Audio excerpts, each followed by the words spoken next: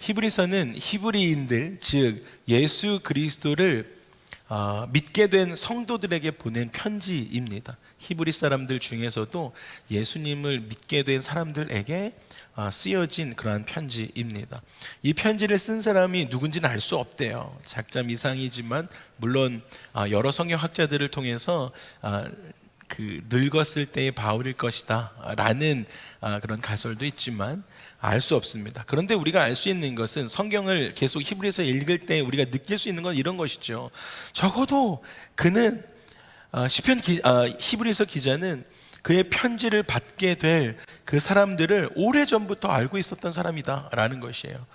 오래전부터 이 히브리에 있는 예수 믿는 사람들을 알고 있었구나. 그리고 그들로 하여금 하나님의 말씀으로 살아갈 수 있도록 가르쳤던 선생님이구나 라는 것들을 우리가 추측해 볼 수 있습니다. 그리고 지금 현재는 멀리 떠나 있지만 그들의 신앙생활이 혹시라도 퇴보하지는 않을까 걱정하고 있는 그러한 사람이 이 작가라는 것입니다. 그러면서 히브리서 기자는 우리가 지난주에 나누었던 것처럼 8장에서 처음으로 새 언약이라는 표현을 하게 되어집니다. 새 언약이 너무 중요해요. 이 히브리서를 관통하는 가운데, 히브리서 제가 처음에 시작했을 때 예수님에 대한 이야기를 이렇게까지 자세하게 한 책이 없습니다. 예수님에 대해서 궁금해하시는 분들이 계시다면 여러분의 코워커들에게도 이 책을 알려주십시오라고 이야기했던 것처럼요, 여러분 그때부터 시작해서 예수님을 쭉 안내하다가 대제사장에 대한 이야기까지 하다가 이 가운데 챕터 와서 9장에서 새 언약에 대해서 이야기하는 거예요. 중심을 대제사장도 다 설명해 놓고 마지막에 8장에서 새 언약에 대해서 이야기 표현을 씁니다. 여러분, 옛 언약은 무엇입니까? 우리가 잘 아는 것처럼 하나님께서 시내산에서 모세를 통해서 이스라엘 백성들에게 세우신 언약이 옛날 언약이에요. 그런데 우리가 그거 잘 알고 있지만 또 더 잘 아는 게 있죠. 그 언약을 그들이 잘 지키지 않았습니다. 그리고 그 언약을 떠나게 되어집니다. 어떻게 했어요? 우상 숭배했어요. 자기의 보좌를 만들었어요. 우리가 오늘 계속 찬양했던 것처럼 여러분, 그들이 그러한 삶을 살았어요. 옛 모습으로 다시 돌아갔습니다. 그래서 첫 언약은 폐기 처분되었습니다. 옛 언약을. 그리고 나서 장차 새로운 언약을 세우시겠다라고 예레미야 선지자를 통해서 우리가 지난주에 말씀 나누었던 것처럼 31장에 예언하시게 되어집니다. 하나님께서 예수님을 통해서 세우신 언약은 새로운 것이었습니다. 예수님을 모세와 비교할 수 없는 것처럼 중개자였던 그 모세와 예수님을 비교할 수 없는 것처럼 여러분, 예수님을 통해서 주신 이 새 언약도 처음 언약과 비교할 수 없을 만큼 좋은 것이다라는 것이에요. 그것이 성경에 써 있어요. 좋은 언약으로야. 예수님을 통해서 주신 이 새 언약의 5가지 특징을 지난주에 이야기했는데, 첫 번째가 무엇이었습니까? 우주적인 언약이다라는 것입니다. 와, 예수님을 통해서 우리가 받게 된 이 언약이 전우주적인 것이라는 거예요. 8장 8절에 보니까 주께서 이르시되 볼지어다 날이 이르니니 내가 이스라엘 집과 유다 집과 더불어, 이게 계속 이제는 민근하기 시작하는 거예요. 예수님의 그 언약 안에서는 나뉘어짐이 없는 것이죠.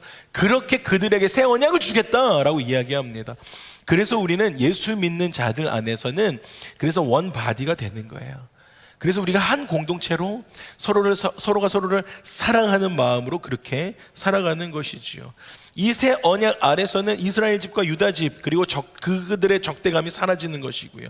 그리고 이 새 언약 안에서는 모든 사람들 안에 있었던 그 장벽들이 허물어지고 예수 그리스도 안에서 하나가 된다라는 거예요. 여러분, 혹시 중고등학교 때부터 예수 믿으신 분들은 아시겠지만 예수 안에서 하나가 되십시다 라는 설교 많이 들으셨죠. 예수 안에서 하나가 되셔야 됩니다. 우리는 한 교회 한 몸으로 우리를 부르셨기 때문입니다 라는 것이었어요. 그것이 여기서 나오는 것이죠. 그 우주적인 새 언약, 이스라엘 집과 유다 집을 더불어서 새 언약을 맺겠다, 함께 하겠다라는 것이었습니다. 그래서 남자와 여자도 하나가 되고요, 여자는 숫자의 카운팅도 안 됐던 그 시대에 예수 그리스도로 말미암아 이런 상황이 일어나는 것이죠. 자, 그때 말씀드렸던 것처럼 주인과 종의 관계도 하나가 되기 시작합니다. 그래서 모든 장벽이 새 언약 안에서 무너져 버리게 되었습니다. 그 혜택을 가장 많이 누리는 것이요, 지금 오늘날 앉아있는 저와 여러분들입니다. 그 새 언약은 오늘날 예배드리고 있는 우리를 포함해서, 그래서 우리가 함께 모여서 모든 인류에게 주신 그 예배를 할 수 있게 되어졌다는 것이, 그것이 새 언약의 우주적인 언약입니다. 두 번째 언약은 내적인 언약을 주셨다라는 것이었어요. 또 주께서 이르시되 그날 후에 내가 이스라엘 집과 맺을 언약은 이것이다. 무엇입니까? 내 법을 그들의 어디에 뒀어요? 생각에 두고요, 마음에 이것을 기록하고 살아가라 라는 것이었습니다. 이것이 새 언약이에요. 여러분, 옛날 그때 그 옛 언약은 어디에 주셨어요? 시내산에서 모세를 통해서 돌덩이에다 새겨 주셨잖아요. 근데 지금은요, 우리 가운데 우리의 마음의 생각과 그 예수 그리스도를 통해서 구원받은 우리들 생각과 마음에 기억하고 생각하고 살아가야 한다라는 것입니다. 이것이 새 언약은 우리의 내적인 언약이다라는 것이에요. 세 번째 무엇이었습니까? 하나님과 그 자녀들 사이에 가족적인 언약이라는 것입니다. 와우, 친절하신 하나님. 하나님께서 우리를 자녀로 부르셨기 때문입니다. 할렐루야. 뭐라 그러세요? 8장 10절에 나는 그들의 하나님이 되고 너희는 내 백성이야 라고 선언하시는 거예요. 맹세하시는 것입니다. 여러분, 첫 언약의 중보자는 모세였습니다. 새 언약, 그 첫 언약의 중보자는 모세였습니다. 새 언약은 하나님의 아들 예수 그리스도가 중보자가 되셨어요. 첫 언약은 어떻게 했어요? 짐승의 피로 세우신 언약이었지만, 새 언약은 하나님의 거룩한 아들 예수 그리스도의 피로 세워주신 언약이다라는 것입니다. 예수 그리스도의 영이 우리의 영을 감동시키셔서 하나님을 어떻게 해요? 아바, 아버지라 부르게 되어진다라는 것입니다. 자녀적인. 네 번째 무엇입니까? 새 언약은 모든 사람들이 하나님에 대한 지식을 갖게 될 것이다 라는 거예요. 와우, 하나님에 대한 지식을 다 알게 되어진대요. 그래서 11절에 보니까 또 각각 자기 나라 사람과 각각 자기 형제를 가르쳐 이르기를 주를 알라 하지 아니할 것은, 그렇게 주는 말 하지 않을 것은요, 이러시라는 거예요. 그들이 작은 자로부터 큰 자까지 다 나를 알미라 라고 말씀하십니다. 여러분, 왜 이 이야기를 하셨는지 지난주 말씀드렸어요. 첫 언약에서는요, 모세를 통해서 받았을 때 그 언약은요, 자기들만이 선민사상을 갖고 있었던 자기들만이 배타적으로 예수 그리스도를 마음에 모시고 살아갔어요. 알게 돼요. 그럼 이렇게 됐었으면 진짜 감사하게 살아갔어야 된 거 아니겠습니까? 근데 늘 우리가 아는 것처럼 이게 설교가 아닌데, 이렇게 가면 안 되는데. 여러분, 근데 그들이 그 은혜 안에 살아가면서도 매일 뭘 봤어요? 지들의 현실을 보는 거예요. 우리처럼 현실을 보니까 하나님이 어디 계시냐, 하나님이 지금 내 삶에 역사는 하시냐, 이렇게 따지기 시작하고, 너 나를 왜 불러냈냐, 내가 종으로 살 때가 훨씬 더 좋았던 거 아니냐 라고 하면서 리더를 탓하기 시작하고 자기의 삶의 환경을 불평불만하기 시작합니다.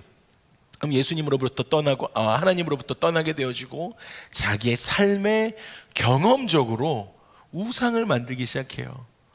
하나님을 떠나게 되어지는 것이지요.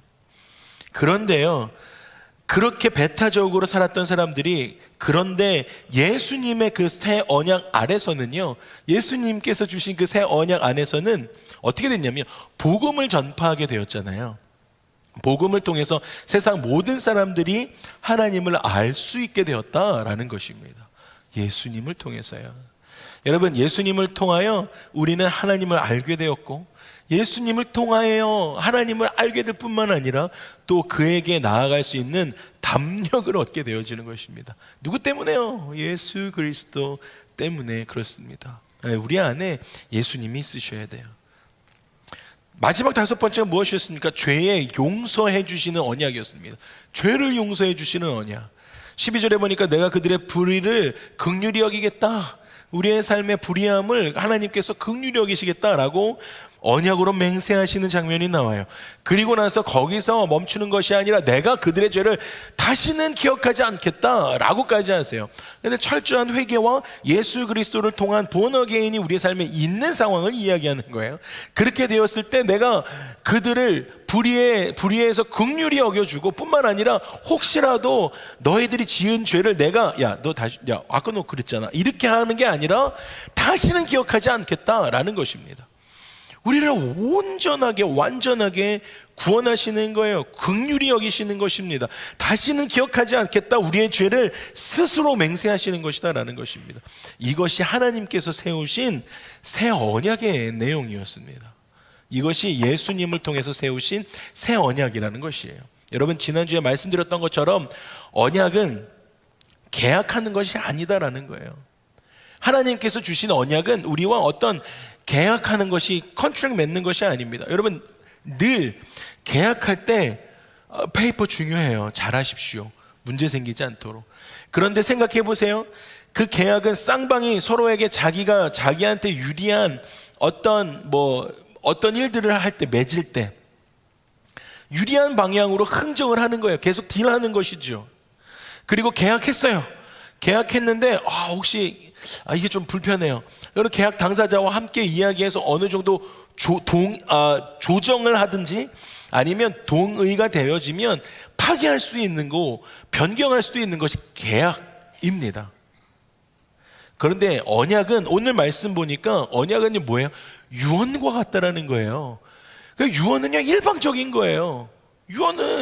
유언할 때 상의하고 유언하지 않아요. 재벌집 막내 아들 보세요. 안 하시잖아요. 여러분, 유언은 얼마든지 일방적으로 하는 거예요. 위에서 아래로 꿰뚫고 내려오는 일방적으로 주어지는 약속이 언약이라는 것이에요. 그렇기 때문에 언약은 맺는 것이 아니에요. 계약하는 것이 아니고 주어지고 언약을 받아들이는 것입니다. 언약은 여러분의 삶에 주어져고요, 여러분이 받아들이는 것입니다. 할렐루야. 하나님이 엄청 인격적이신 분이신 것이죠. 여러분들이 이 언약을 믿지 않잖아요. 그러면은 여러분들이 선택할 수 있는 거예요. 언약이기 때문에요. 그래서 여러분들이 주어지고 받아들일 수 있어야 하는 것입니다. 그래서 언약은 받아들이시든지 거절하시든지 두 가지 중에 하나를 선택할 수 있어요. 계약과는 달라요. 그러면서 오늘 히브리서 기자는 9장 16절에서 17절까지의 충격적인 말씀을 기록하고 있습니다. 뭐라 그래요? 우리가 읽었던 것처럼 유언은 유언한 자가 죽어야 된다는 것이에요. 유언은 그 사람이 죽은 후에야 유효하다, 효력이 발생된다는 것이에요. 유언한 자가 살아있는 동안에는 그 유언이 효력이 없다라는 것입니다. 와우, 얼마나 아름다워요, 성경이. 예수 그리스도를 두고 하시는 말씀이시잖아요. 하나님이 예수 그리스도를 통해서 새 언약을 주셨는데 그 언약이 예수님이 죽으심으로 말미암아 우리 가운데 효력이 나타날 수밖에 없다라는 것입니다. 여러분, 구약에서 피는 언제나 생명을 상징했습니다. 피는. 그래서 피를 흘린다라는 것은요, 죽음을 상징하는 거예요. 그래서 이스라엘 백성들 머릿속에는 피를 흘린다라고 하면 죽음을 상상할 수밖에 없었어요. 머리에 그것이 자리 잡고 있는 것이죠. 유언의 효력은 유언한 자가 죽는 순간부터 발생하는 거예요. 그 전에 효력이 없어요. 그래서 언제라도 그 유언은 바뀔 수도 있어요. 살아있는 동안에. 하나님께서 세우신 새 언약은, 하나님께서 예수 그리스도를 통해서 세우신 이 새 언약은 유언과 같은 거예요. 그 언약이 이루어지려면 죽음이 있어야 하는 것입니다. 그 언약이 이루기 위해서 죽음이 있어야 돼요. 죽기 위해서 그 피, 아까 말씀드렸던 그 생명의 피를 흘려야 돼요. 그래서 예수님께서 이렇게 하신 거죠. 하나님의 새 언약을 이루시기 위해서 이 땅에 오시는 거예요. 그리고 나서 어떻게 하셨습니까? 십자가에 올라가셔서 피를 흘리셔서 죽으셨어요. 예수님은 십자가 위에서 죽으시기 전날 밤에 제자들과 함께 마지막 식사를 하면서 이 이야기를 하세요. 뭐라고 하시냐면 누가복음 22장에 이렇게 말씀하세요. 저녁 먹은 후에 잔도 그와 같이 하여 이 잔은 내 피로 세운 새 언약이다. 예수님이 새 언약을 언급하십니다. 그러면서 곧 너희를 위하여 붙는 이것이다 너희 가운데. 만약 예수님께서, 여러분 이게 이제 죽으시기 전날 밤이거든요. 사실 그날 저녁이에요. 우리의 하루를 카운팅하는 것과 이스라엘 이 문화와 좀 다르기 때문에 그래요. 그래서 죽으시기 전날 마지막 만찬에서 이 이야기를 하세요. 만일 예수님께서 죽으시지 않았다라고 하신다면 그 언약이 유언과 같기 때문에, 죽으시지 않는다라고 하신다면 하나님이 세우신 이 새 언약은 효력이 나타날 수 없다라는 것입니다. 예수님은 그의 죽으심을 아시고 고통도 다 아시면서 낱낱이 다 알고 계셨어요. 예수 그리스도께서. 그러면서도 피하실 수가 없어요. 왜 그랬을까요?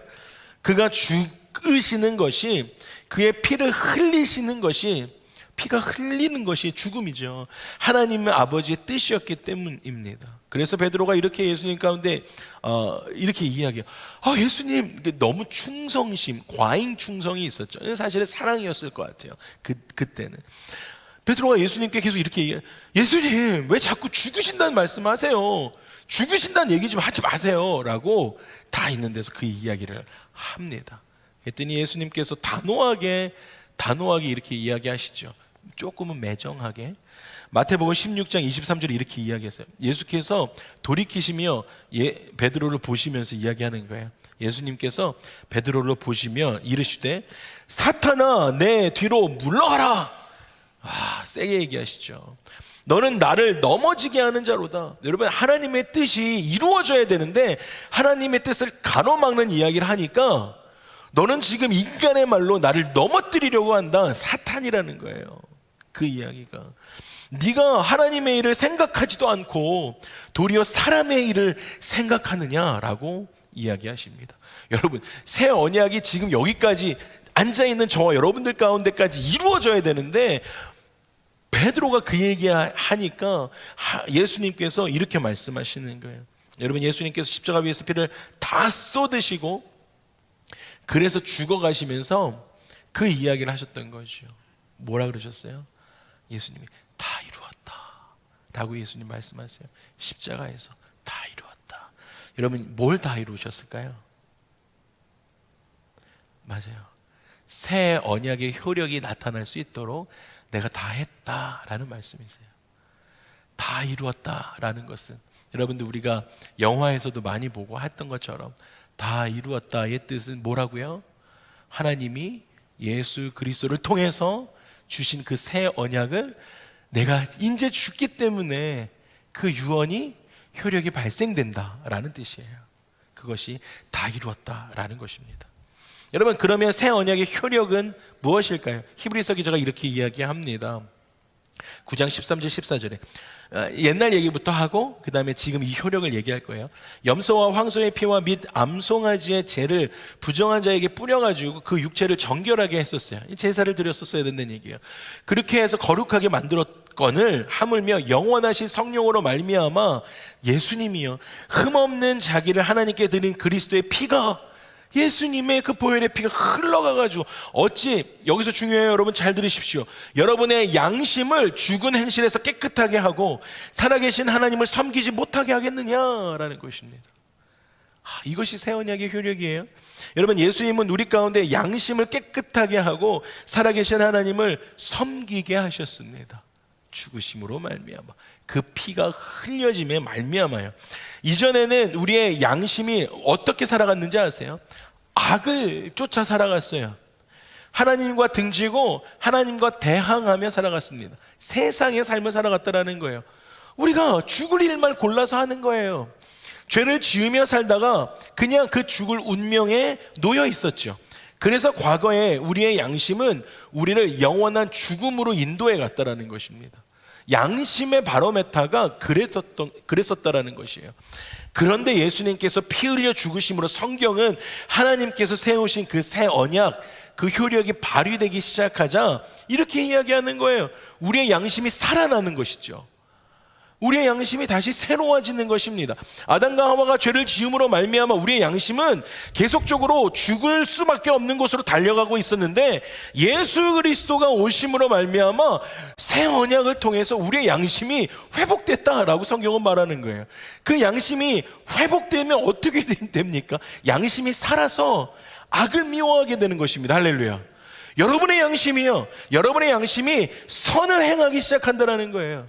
여러분, 우리의 양심이 새롭게 살아나서 죄를 멀리하고 하나님을 섬기는 자가 된다라고 말씀해 주고 계십니다. 그래서 우리가 자유케 되어지는 것이에요. 그래서 우리가 산자가 되었습니다라고. 여러분, 산자는 양심이 회복된 자예요. 하나님을 섬기는 자가 산자입니다. 예수 그리스도를 모르고 살아가는 많은 사람들은 영혼이 죽은 자들이에요. 양심이 죽어있는 사람들인 것이죠. 좀비 같은 사람들인 것입니다. 여러분, 그런데 우리 가운데 주신 이 자유함을 통해서 우리가 살아가는, 이것이 새 언약의 효력이에요. 효력이 발생된 거예요. 새 언약에 대한 내용은 5가지를 지난주에 설명드렸고, 이 효력이 우리 가운데 지금 나타나기 시작한다는 거예요. 또 새 언약의 효력은 우리로 말미암아 영원한 기업을 얻게 하십니다. 할렐루야. 이것이 또 너무 중요한 것이지요. 히브리서 9장 15절에 보니까 이렇게 말씀하세요. 이로 말미암아 그는 새 언약의 중보자이십니다. 이는 첫 언약 때에 범한 죄에서 속량하려고 죽으사, 여러분, 그 모세를 통해서 주셨던 그 옛 언약 안에 있었던 그 상황들, 제가 계속 설명하는 것처럼, 근데 그 범한 죄에서 우상도 섬기고 돌판에 쓰여있던 그것을 통해서요. 근데 그걸 지키지 않았어요. 하나님 어딨냐고 되려 하나님에게 손가락질했던 그 인생들에서, 그 범한 죄에서 속량하려고 예수님께서 죽으십니다. 그리고 나서 부르심을 받은 자로 하여금, 부르심을 받은 자라면 누구예요?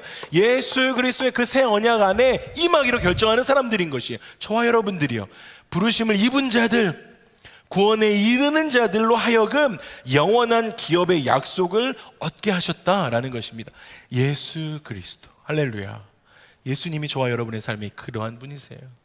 여러분, 다시 한번 히브리서 기자가 이 편지 누구에게 쓰고 있는지 생각해 봐야 돼요. 지금 고국을 떠나서 타국에 살고 있는 이스라엘 백성들에게 편지를 쓰고 있는 거예요. 사실 편하지 않은 상황이에요. 그들에게 있어서 모세가 세웠던 그 첫 언약은 자랑스러운 유산이었어요. 삶의 유산.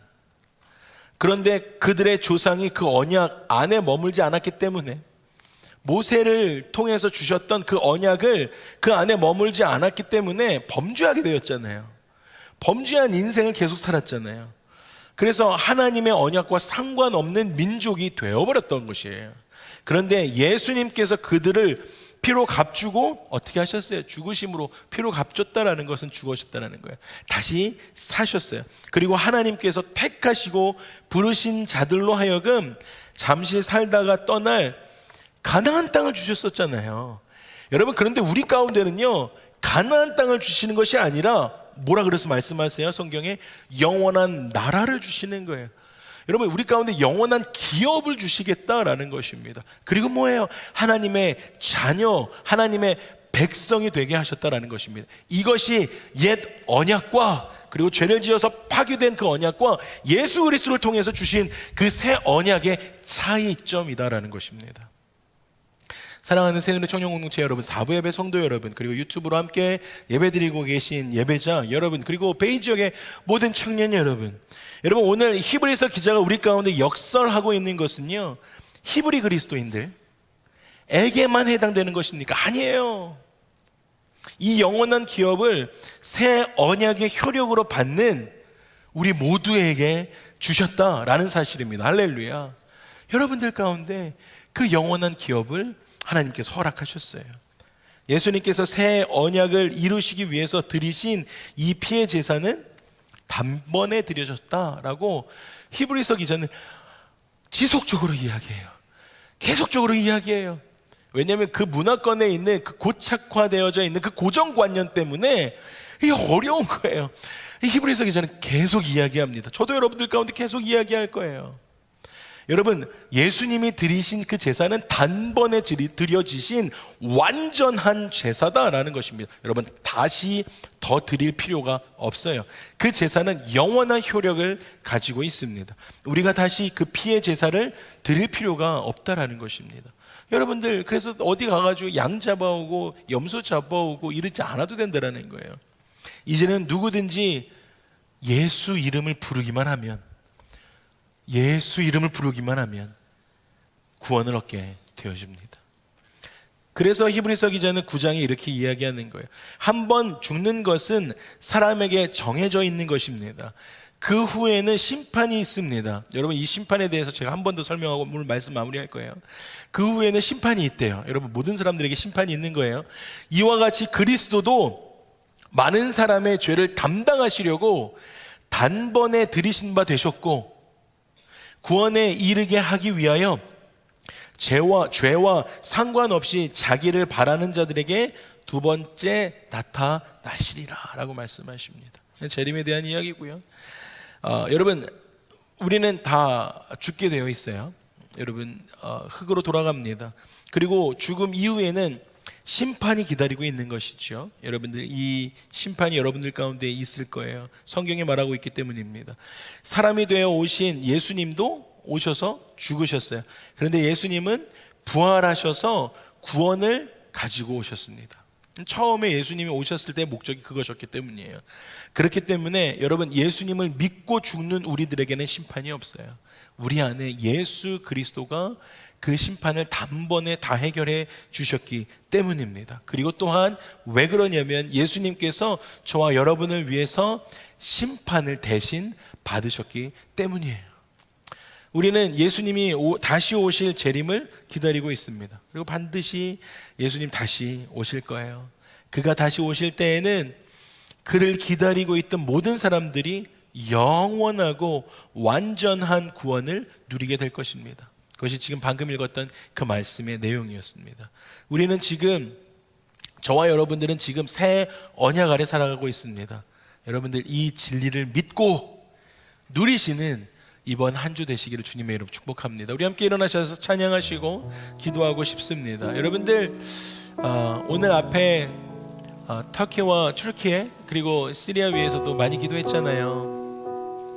여러분, 지금 우리가 예수님을 믿는다라고 하면서도 예수님이 누구신지 모르시면 안 돼요. 예수님께서 어떠한 일들을 우리 가운데 행하셨는지를 정확하게 예수님에 대해서 알고 살아가셔야 한다는 것입니다. 여러분, 우리는 새 언약 안에 살아가고 있는 자들입니다. 할렐루야. 이 진리를 믿으심으로 우리가 하나님 앞에 나아가야 됩니다. 우리 함께 찬양하고 기도하도록 하시겠습니다. 함께 찬양하실까요? 지극히 높은 주님의 나 지성소로 들어갑니다. 나 지성소로 들어갑니다. 우리 마음을 다해서 세상의 신을 벗고요, 주 보좌 앞에 엎드리리. 주 보좌 앞에 엎드리리. 내 주를 향한 사랑과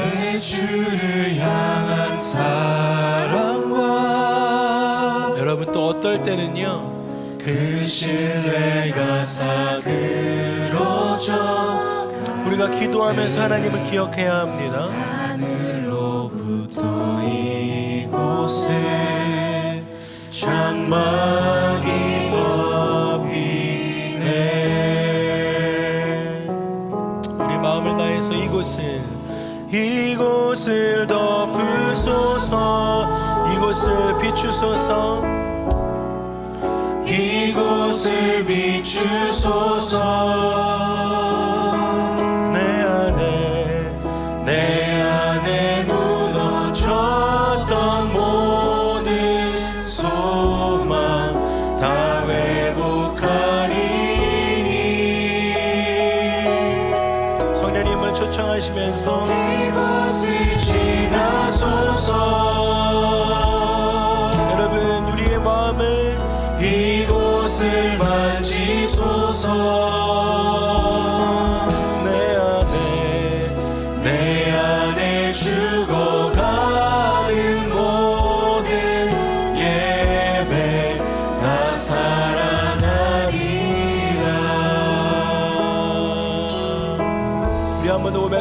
합니다. 지극히 높은 주님의, 지극히 높은 주님의 조금만 빨리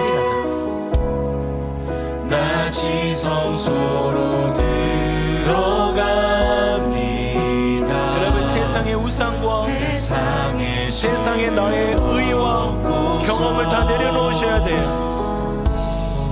주 보좌 앞에 엎드리 내 주를 향한 사랑과 내 주를 향한 사랑과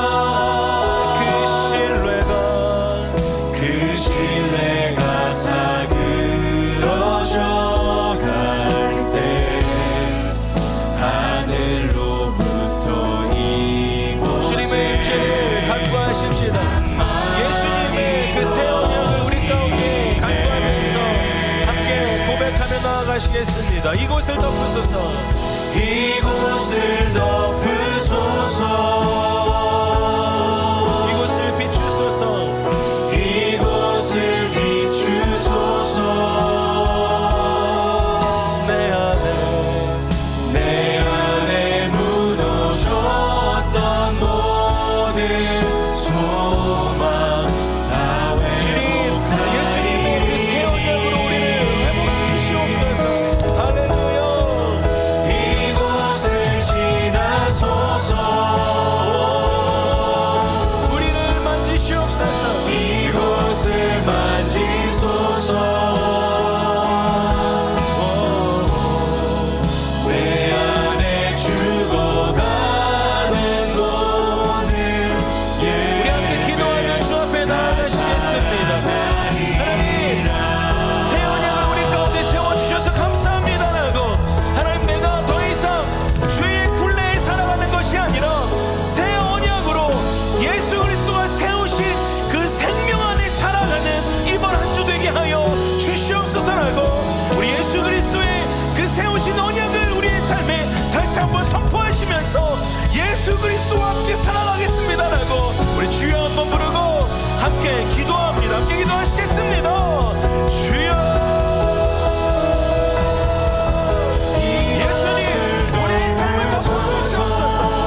예수님, 우리의 삶에 빛을 비추어 주시옵소서. 내 안에 무너져 있어, 하나님, 내 안에 예수 그리스도의 언약이 아닌 다른 것으로 무너져 있던 것들을 하나님 다시 한번 회복시켜 주셔서 하나님의 임재가 우리의 삶에 가득하게 하여 주시옵소서.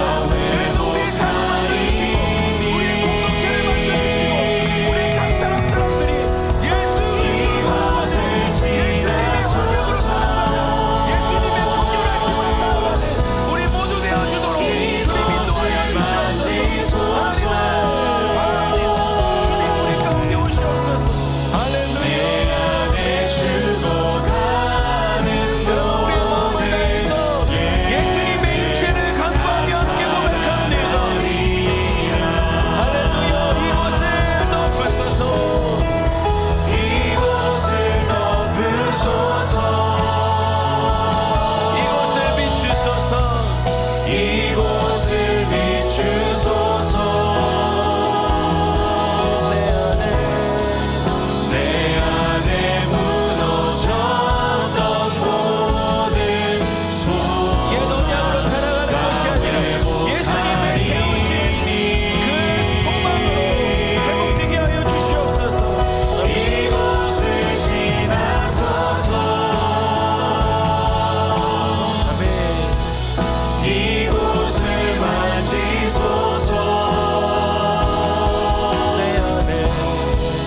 내 안에 죽어가는 모든 예배 다 살아나리. 여러분 가슴에 손을 얹고, 여러분 가슴에 손을 얹고 이곳을 덮으소서. 이곳을 덮 여러분의 삶을 덮어주십시오. 여러분의 삶에 그 소망의 빛을 비추시옵소서.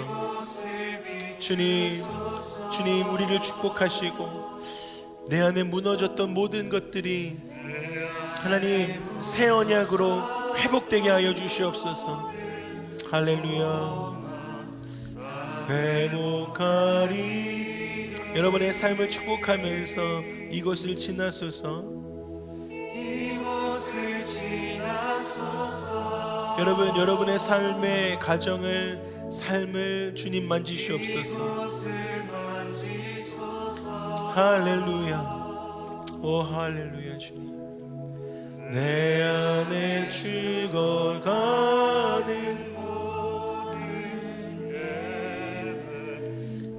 여러분, 손을 앞으로 내밀면서 함께 찬양하시겠습니다. 손 앞에 내미시고 이곳을 덮으소서.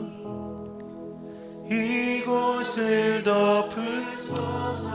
여러분, 그 시리아 땅과 튀르키예를 축복하시면서 주님 그곳에 긍휼함을 달라고 함께 고백하십시다.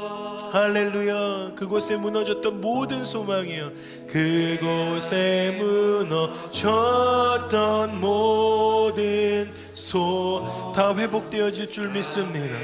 주님 긍휼함을 허락하시옵소서. 여러분, 그 튀르키예와 시리아를 지나소서. 할렐루야. 주님 그 땅을 만져주시옵소서. 주님, 우리가 계속 기도할 것입니다. 아멘. 주님, 그 안에 죽어가는 모든 예배가 살아나게 하여 주시옵소서. 하나님, 예배가 없던 곳에 예배를 세워 주시옵소서. 할렐루야 주님. 할렐루야 주님. 아멘. 아멘. 할렐루야. 오 주님. 오 주님. 아멘. 하나님, 우리가 새 언약 아래, 새 소망 안에 회복되어짐을 가지고 살아가는 우리 되게 하여 주시옵소서. 하나님뿐만 아니라 하나님, 우리가 계속 기도하는 것처럼 하나님 그 땅을 하나님 지나시고 그 땅을 만져주셔서 그 땅에 예배가 없는 곳에 예배가 세워지는 회복이 일어나는, 영적인 회복이 일어나는 그러한 튀르키예와 시리아 될 수 있도록 주님 은혜 베풀어 주시옵소서. 주님을 찬양합니다. 감사드리고 예수님의 이름으로 기도합니다. 우리 하나님께 감사와 영광의 박수 올려드리시겠습니다.